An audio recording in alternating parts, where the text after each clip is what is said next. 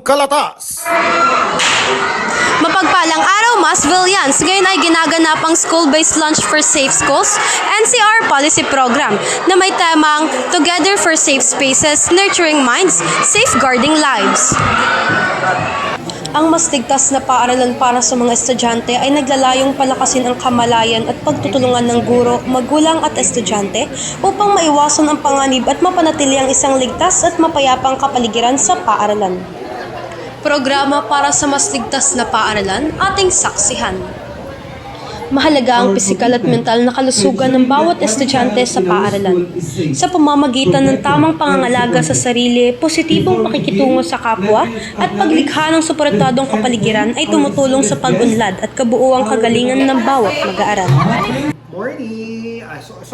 Magandang tanghali. We are here right now with the Student Leadership Government of Massville National High School. At meron po tayong ugnayan sa pagkakataon na to. Anong pangalan mo?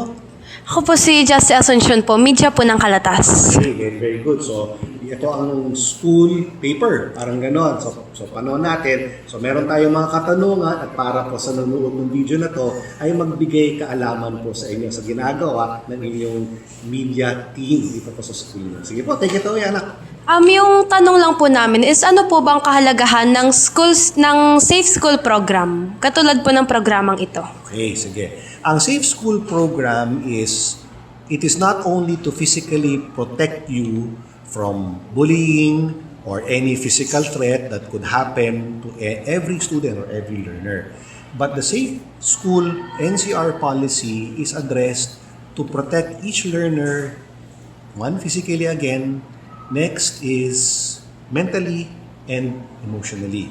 Expound ko lang para mas maintindihan ninyo. Ang kailangan sa isang eskwelahan ay lagi nilang pinaparating sa bawat learner na lagi silang masaya. Pag sinabi mo masaya, learning again in English becomes fun. Because if there are many concerns na another classmate or another pupil would do to another classmate, they would hurt the person's feelings, and at the same time, mawawala ngayon yung focus ng kaibigan ninyo or classmate ninyo sa topic at hand. But this policy is help to remind everyone na dapat hindi tayo gagawa ng masama sa ating kapwa.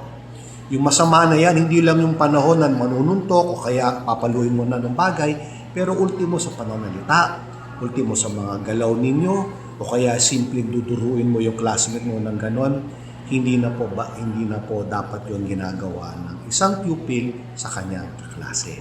So itong batas na to ay minandato para mabigyan halaga na paano dapat tayo maging mabuting estudyante. Dahil pag naging mabuting estudyante ka, makikita mo ngayon paano mo itatrato ng tama at paano mo matutulungan ng tama at paano mo masusuportahan ng tama ang pangangailangan ng fellow learners ninyo. Marami pong salamat. Okay, so I hope natutunan niyo ngayong araw na yan. Ang importante yan. At mahalaga po, always do good.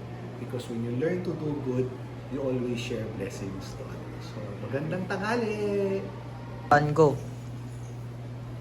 Ngayon ay kasama natin si Christian Zach A. Cruz. Ano ang natutunan mo sa programang isinagawa?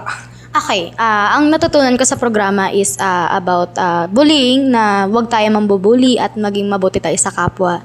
And actually, it's about our lesson values na kailangan natin maging mabuti. And then, we have to use that in our minds. Hindi lang puro salita, dapat may gawa. So, yun na. Thank you. Maraming salamat, Zach. Iyan ang aking ulat para sa pangyayari ngayong araw. Justy Asuncion para sa Balitang Kalatas.